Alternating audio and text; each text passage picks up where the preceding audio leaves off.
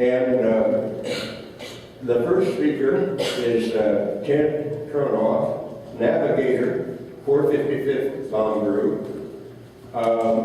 He represents a vast movement of people from the United States to war zones. Think of it. We had about 30,000 heavy bombers. B-24s was the highest production bomber of the war, and B-17s be flown by air crews from this country to all over the world. But in the process of doing that, we lost about 1,000 planes. You know, navigation was on its own. Very, very little navigational aids available to these crews. And it didn't take much of an error if you were heading for the Azores to drop out of a cloud formation and find that there was no island there. One of our 451st planes got to the Azores, and it was sort of socked in at the airport. So they gave them directions to go so many miles out this way and so forth and so on, and come back and maybe they'd be able to land. But at the same time, 2 B-17s arrived, and they were given the same directions. The navigator on our 451st crew made adjustments to what was given by the tower, and they did survive. The 2 B-17s crashed in the mountains of the Azores. So getting from here to there was no simple matter. And so Ted is going to tell us about one such a trip, a very different one. And Ted, you'll take questions if anyone has any. And also there's ice containers over here with water at the table if anyone needs it. So, okay.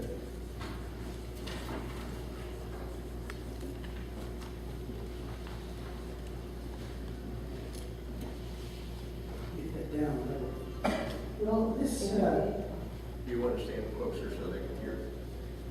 is that close enough now? You know, in training, a crew was put together, and you'll all remember that you use these old worn-out B-24s for training purposes, and everybody thought the best thing that could happen for us is to finish the training and get a new airplane. We went to Topeka, Kansas, and picked up a brand new B-24. And we're given an instruction to the beginning of our trip to Europe. And so we flew from Kansas to Bangor, Maine, the most northeastern part of the United States, and landed there and then got further instructions. The instructions were these. They thought almost all the aircraft were going by way of the Azores, but they wanted to try a different route, the northern route, and this was in the wintertime. And they wanted to know if this wouldn't be another way of getting aircraft to Europe. And so we were given that task: take your airplane and head north. So when we started, our first stop was Gander, Newfoundland, which is quite a far way north and east from Maine, which is the furthest you could go in the United States. So we went to Gander in a storm, and we had to wait a couple of days for the weather to get better. And the very first leg from Gander was to Greenland. So we took our airplane, and being a navigator in those days, there isn't anything that you can use when you get out in the ocean there, except the training gave you the capability of seeing where you were so that you could find out where you had to go. We went over to Greenland, and to get into the airport that they had at Greenland, you had to go down into the in between the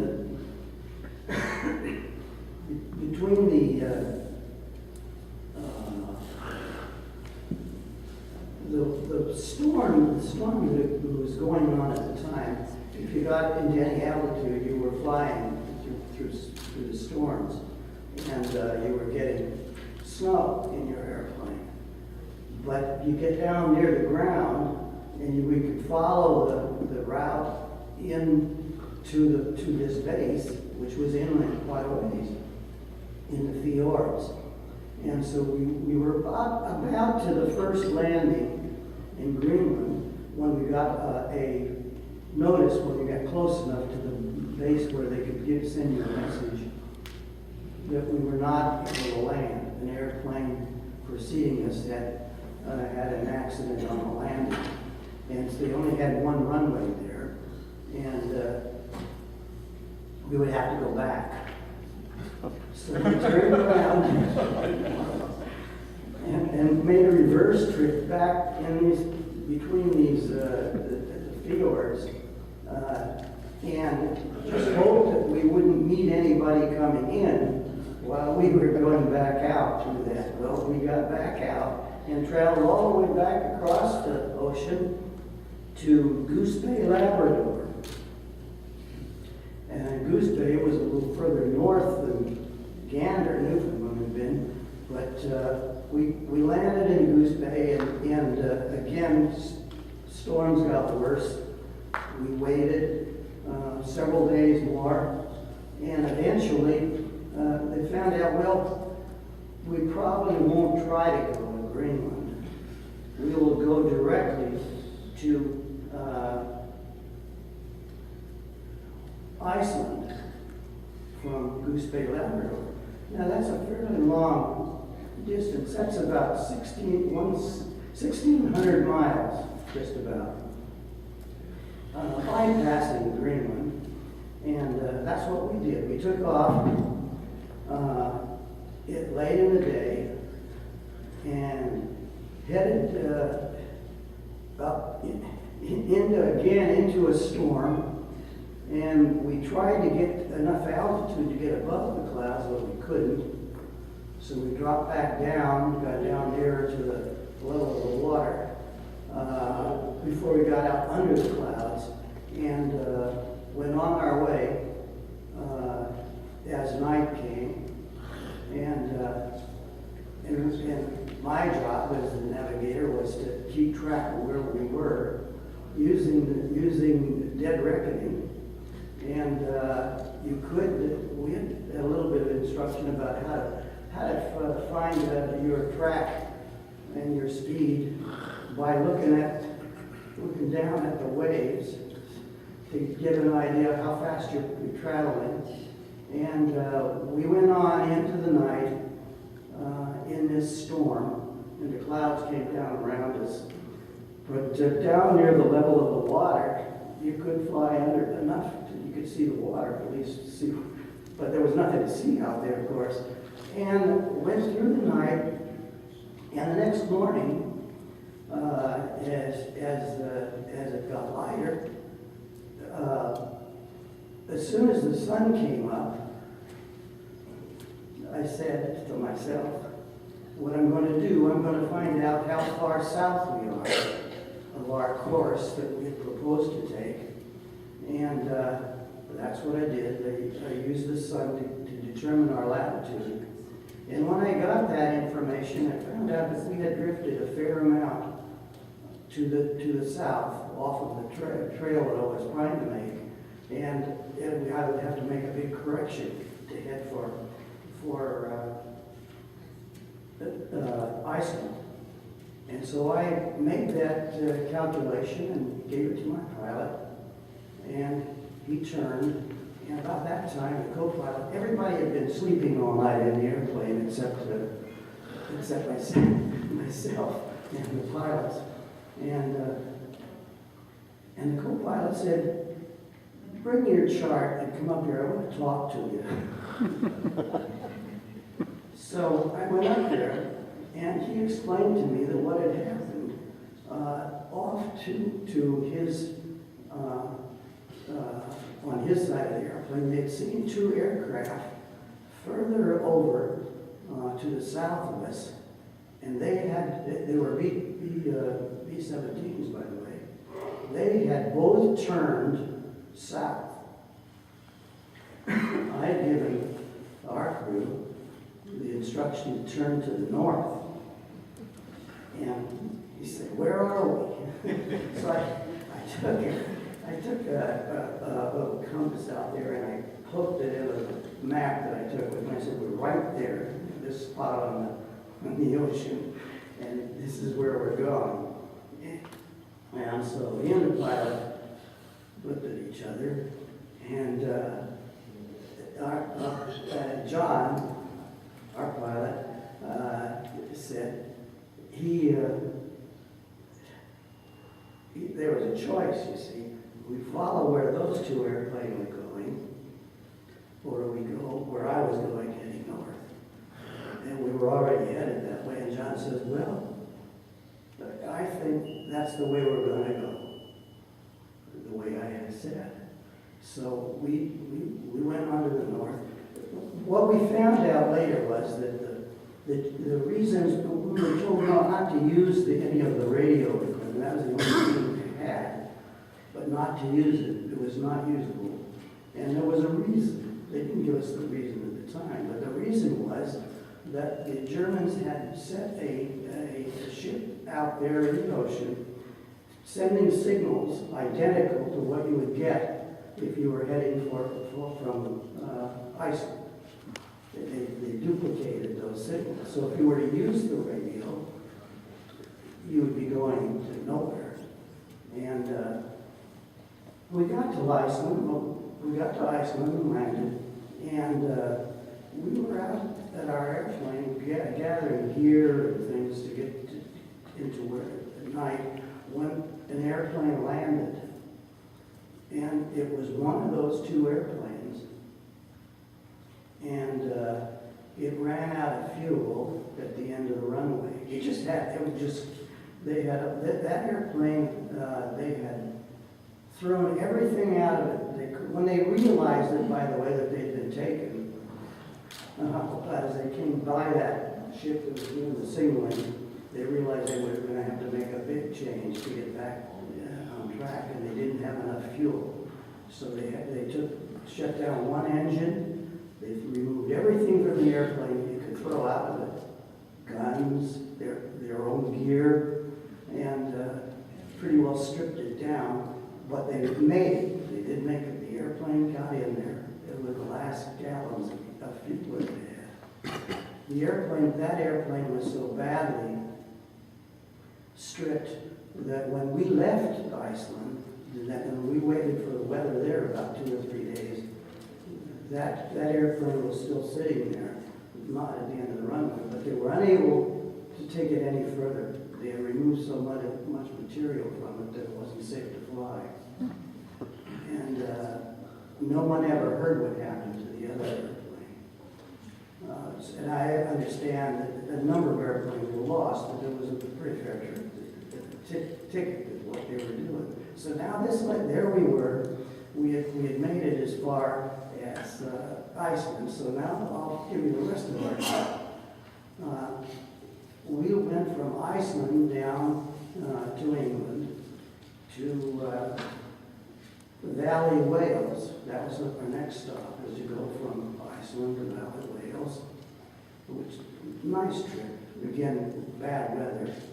I might mention that that morning when we woke up in the airplane, we realized that our Bombay, it was full of snow. So it gave the crew something to throw all the snow out of the airplane so that we weren't going to be taking any extra weight to Iceland.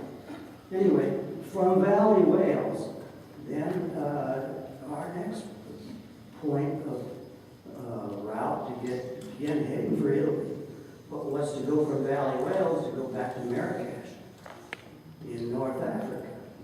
So we made that trip along the coast. The nearest we got to Europe there was along Spain, and then I made a little detour over a little bit to show the crew the end of the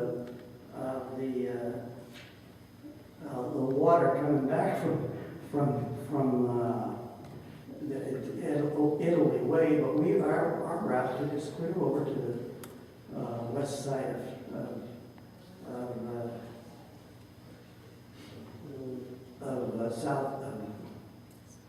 South Africa, and we went up to.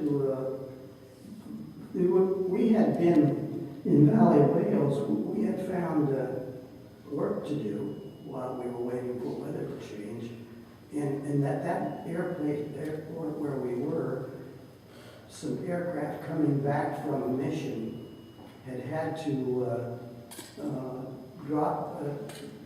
People had to leave their airplanes that they couldn't bring into landing, and they bailed out.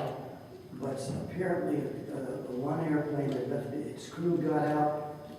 When they got down out through clouds there, they found out they were over water, not land. And they parachuted and ended up in the ocean. So they asked for people to volunteer to go out and see if we couldn't find some of those good people to help them find them. And so we did that. We had extra days. We were waiting for the weather ourselves. And never did find anybody in the water. When we got back, they were using some vehicles traveling along the shoreline there, trying to see any people that had gotten in. They'd pick them up before they froze to death.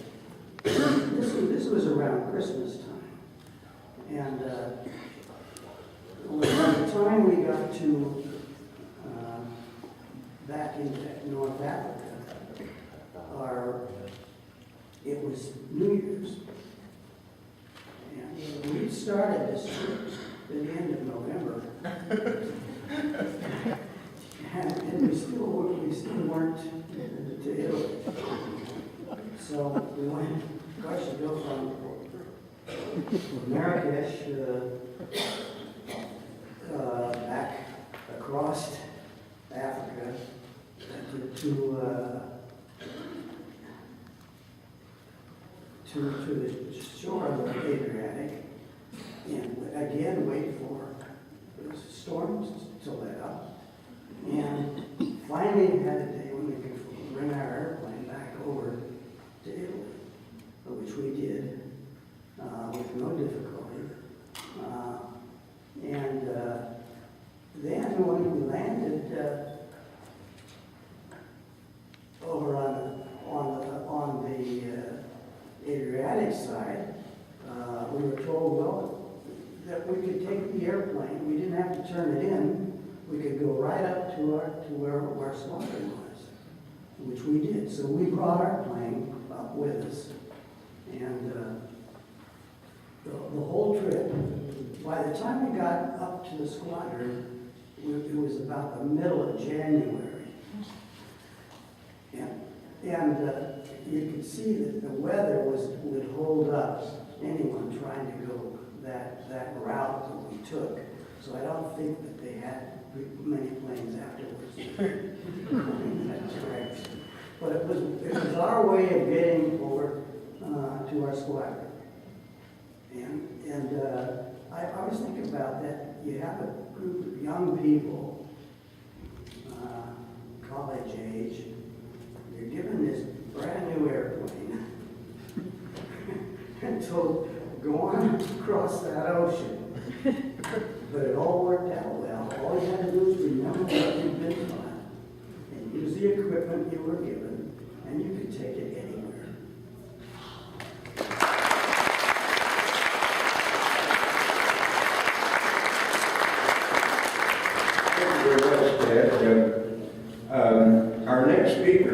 is from the 376 bomb group, one of the really highly famed bomb groups of the whole war.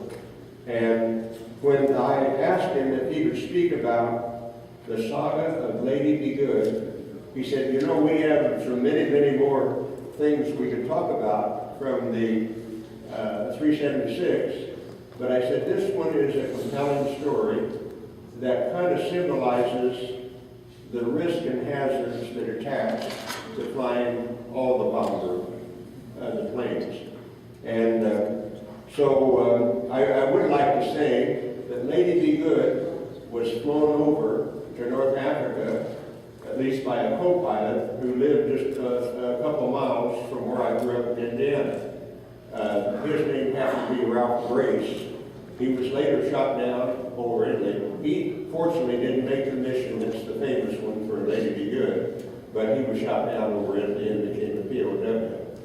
So anyway, we want to thank in advance Kim Hobbs. He is the president of the 376 for coming here and telling us about Lady Be Good.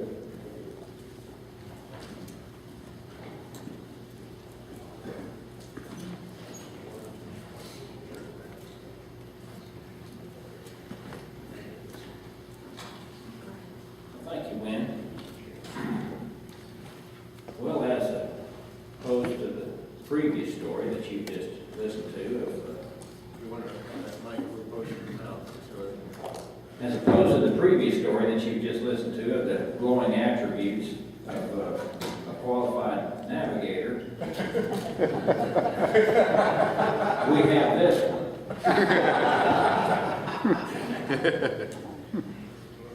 My name is Kim Hobbs, and I'm the son of Charles Hobbs, the first pilot of the 513th of the 376 Heavy Bombardment Group.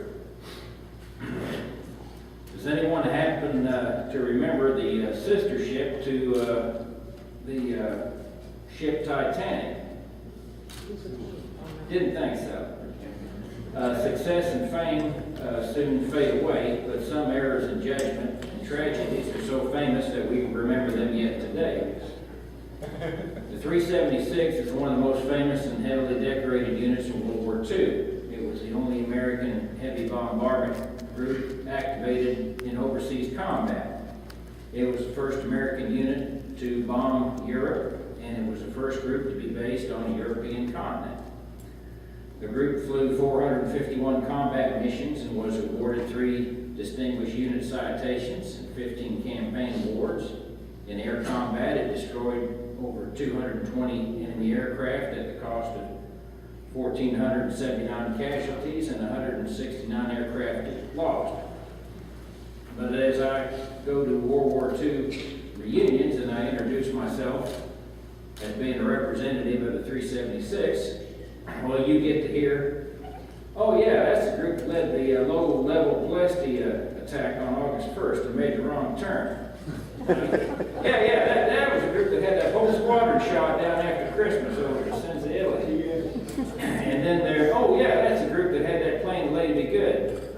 That's right on all 3 counts. I have been to reunions and I have already heard rehashes of the first 2 events. And today I've been asked to talk about the 3rd event, the Lady Be Good.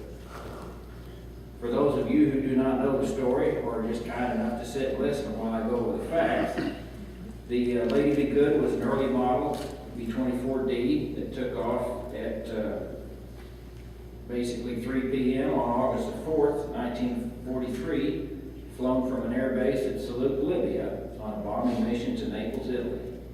Both the plane and the crew were brand new, just having arrived from training in the United States, but neither with any combat experience. This was the first mission for both.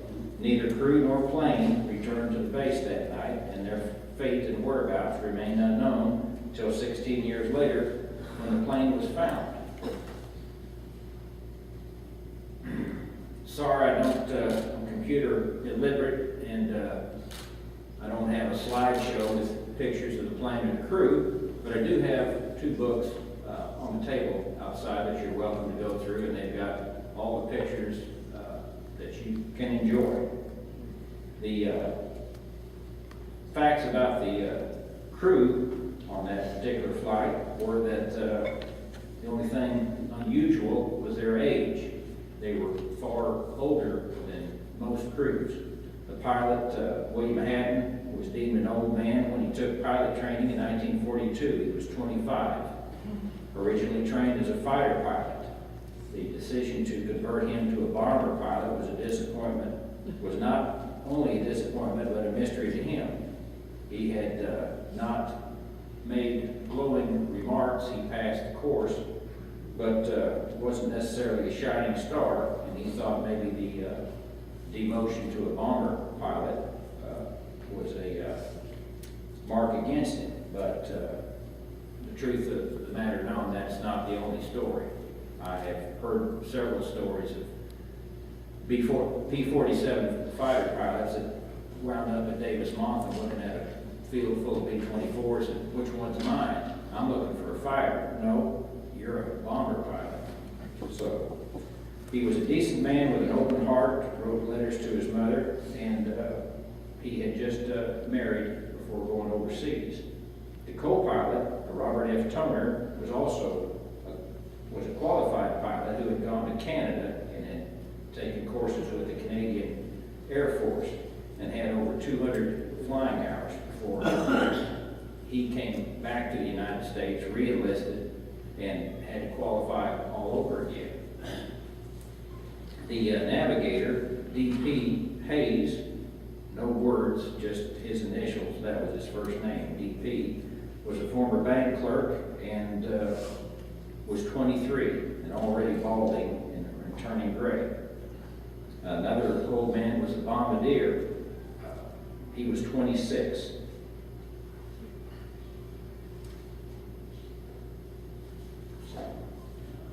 The ship was named Lady Be Good. The original crew of Pilot Rhodes had taken it overseas, and they had had a series of mishaps with their previous plane that they had trained on. So when the ground crew over at Salute painted the name Lady Be Good on the plane, they were hoping that there was a break in their string of bad luck. But as things worked out, the plane turned in some electrical and hydraulic problems, so had to be worked on. And so they took an older, worn-out plane on their first mission and were not able to reach the target and landed in Malta for engine repairs. And so they were returning to Salute when they saw the Lady Be Good take off, piloted by Bill Hatton and his crew. Hatton's crew was one of 12 planes in the rear section, the B section, second group that day, which was taken off to bomb Naples, Italy. Being last in line had an ill effect on the B section. The dirt runway of the Salute airfield churned up a fine dust, which took its toll on all the planes of the B sections. Out of 12 planes, 8 aborted to return to base or bomb alternate targets because of the dust taken in by the engines caused them to either quit or lose power. So Hatton, on his first mission, went from follow the leader, but as the planes fell out of formation, there were only 4 remaining, his being one, and he wound up leading that little group of 4 planes. So 50 miles south of Naples, as the leader, he quit, turned south to base. Now, whether this was because he felt he couldn't actually accurately hit the target after dark, his reasons are not known. But the 4 planes remained in visual contact until they left Italy's coast, and then this section separated. Because it was dark, they would be harder to spot by fighters at night if they didn't fly together. So the flight back continued to be a challenge with dark, thick clouds and electrical storms below 12,000 feet. All the planes that were led by this Lady Be Good touched down safely. 1 went to Malta and 2 landed at Salute, and the the last one landing at 11:30 p.m. that night. At 12:20 a.m., a radio directional finding station received a coded request from the Lady Be Good for positional bearing. This radio station was 30 miles northeast of Salute their airfield. In response, the DF operator advised the crew that they were on a line bearing 330 degrees north-northwest from his station. Now, this would have been correct if the plane had been incoming to that station. But since 40 minutes had already passed since the last plane landed at the Salute field, Patton and his crew had already passed the coast and were now on a bearing of 150 degrees, already 100 miles southwest of the base. This was the last contact with the plane. Though most of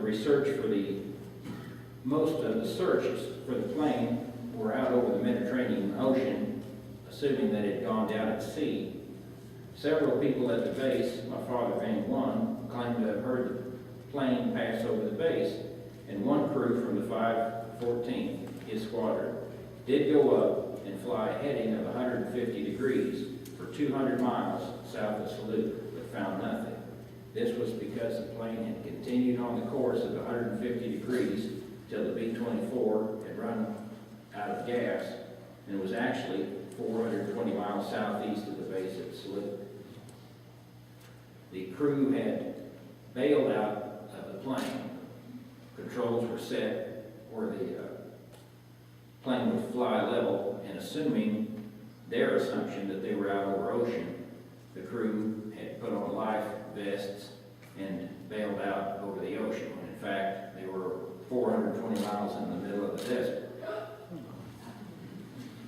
Reports were made, and the crew went from missing in action to missing and presumed dead. Then, in November 9, 1958, a pilot for an oil company making a geological survey spotted the remains of the Lady Be Good. In February 1959, a survey from this oil company came upon the Lady Be Good that they found as an almost intact and undisturbed B-24 bomber. The survey team took down the names of the crew that they found on clothing in the plane and the plane's maintenance and inspection log, and on March 24th, when the group returned to Tripoli, a letter was sent to the adjutant at Wheelus Air Force Base in Tripoli with the info that they had found. Well, that put the wheels in motion.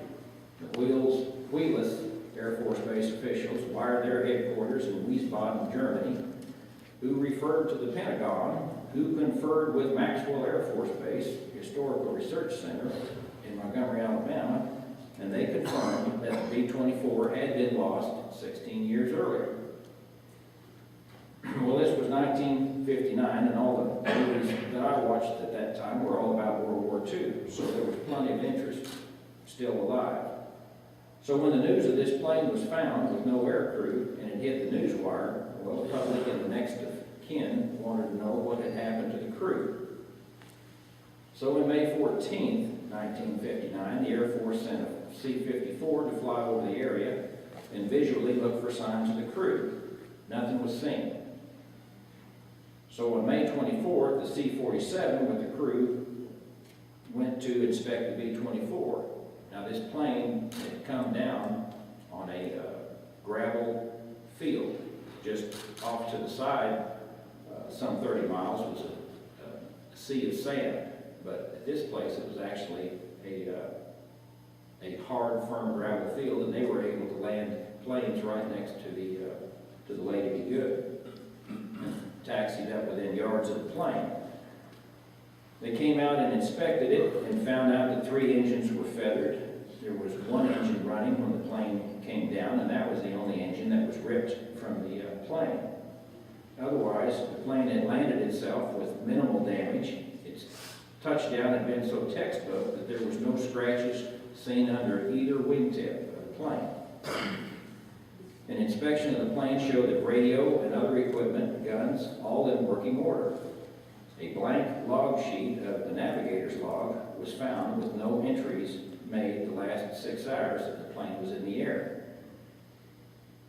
A search of the area brought no signs of the crew, and on June 4th, 1959, the Associated Press released the story that the greatest air mystery of modern times, where is the crew? On June 16th, the Air Force returned for a larger search of the area. Clothing and markers made the crew had taken strips of their parachutes and ripped them into large 15-foot strips pointing into an arrow, the direction that they were walking north back to the base, to give search parties an idea, hopefully to find them. So they found markers that the crew had made in clothing, but they didn't find anything of the crew. And they searched for about 2 months with no sign of the crew. And though the thought was at that time that the crew, all the survivalists, thought that without water and food, that the crew would only be able to make it 25 to 30 miles away from the crash site. But on September 1959, the search was called off, and the thought was that the crew had perished in the sand dunes and their bodies covered. And I don't know if anybody remembers the Armstrong Circle Theater, but that was the program that was put together in early 1960, and that was the assumption when that report went over the airways. But in February 1960, another oil exploration crew found the remains of 5 crew members, some 85 miles north-northwest of the Lady Be Good. This revealed a diary of the co-pilot and a brief summary of their 8-day ordeal of trying to walk out, and helped lead to the finding of the location of 2 more crew members. The last crew member was found August 11th, 1960, 3 months after the searches from the Wheelus Air Base had returned to Tripoli.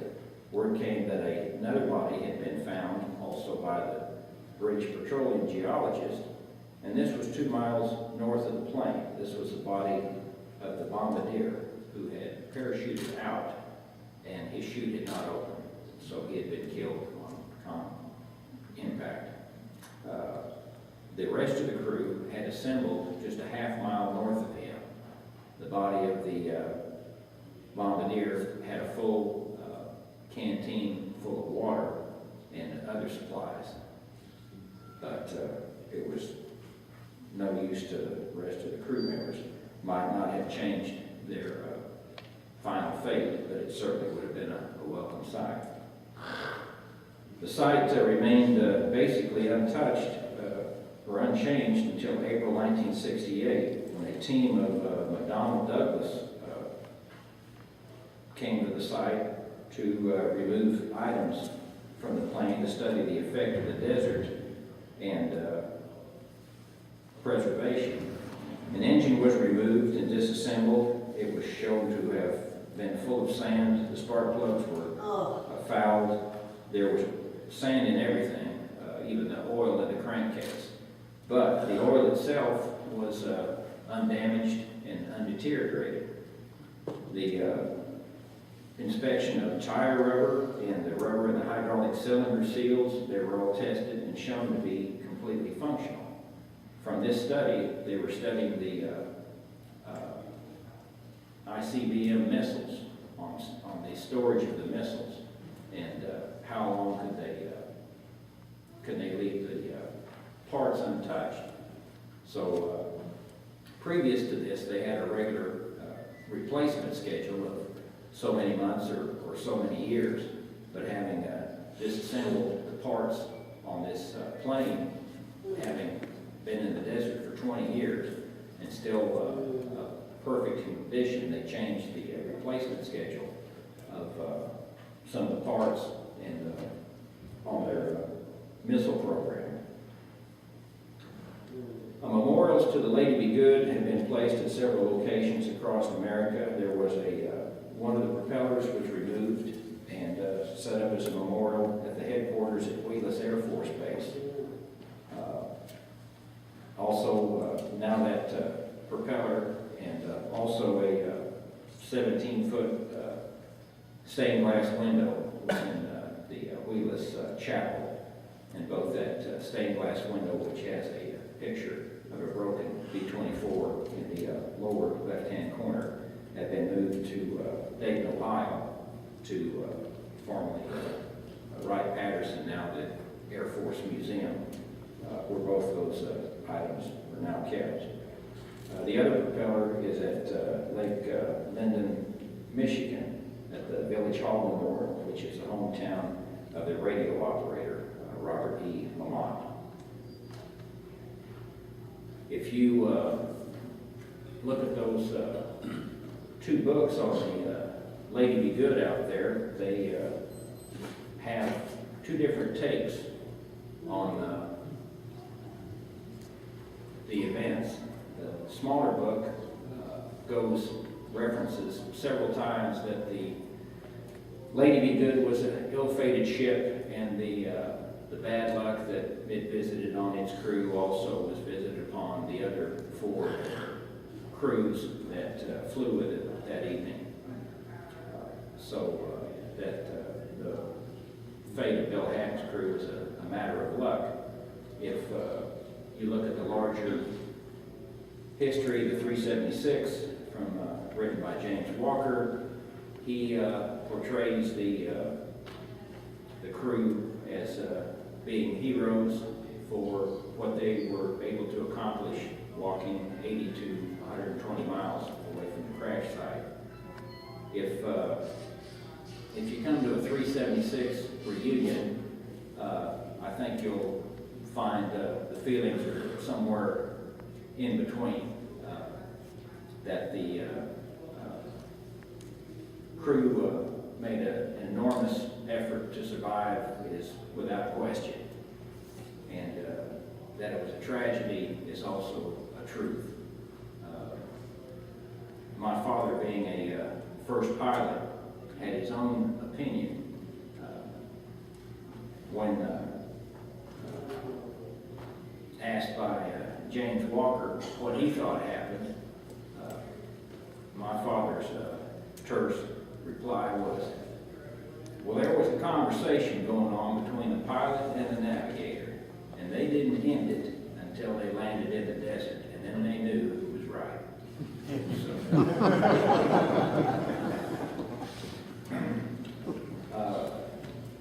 Mr. Walker was involved in a History Channel special about the Lady Be Good, and he seemed to stress that the blame laid on the navigator, that he had not made any entries for the last 6 hours, and therefore the plane and crew was flying without an effective navigator.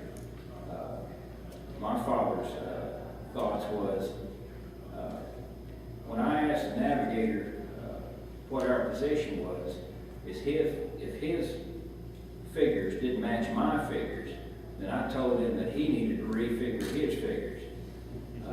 In a training mission in 42 from Alamogordo, New Mexico to Omaha, Nebraska, my father was with a flight of 6 planes that hit heavy clouds, and 4 of the planes turned back and the remaining 2 became separated. But my father continued on to Omaha, and he said, I knew according to the time and the speed that we should be approaching the base. But there was a remark over the headset from the navigator, and he said, "Are we lost?" And about that moment, the radio compass picked up the signal from the base, and as my father jogged left and right to make sure, if you double check, you can tell whether you were coming or going from the signal. So he said, I jogged left and right and knew that it was dead ahead, and I replied to him, "No, we're not lost. We're going to be down in about 5 minutes." I found my father's tail gunner's diary that he kept.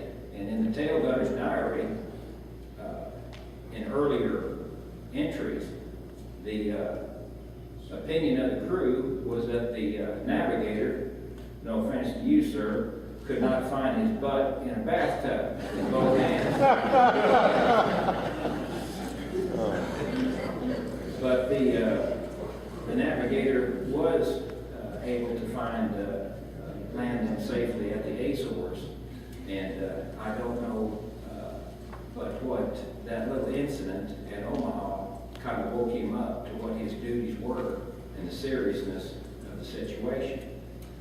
Another first pilot that arrived in September, Byfield Gordon, also at 513th, on his first mission, coming back from Italy, was given a heading by his navigator, and he said, "That's too shallow an approach." And the navigator said, "Well, there's some crosswinds up there, and that'll be fine." All right, so he continued on until he recognized the African coast. He said, "Okay, now which way do we go, left or right?" And when actually they were 150 miles east of their base. So the navigator said, "Turn east." And the pilot said, "Well, I tell you what, you can jump out and walk east all you want, but I'm turning west." And they followed the coastline west. As I said, they were 150 miles off course. So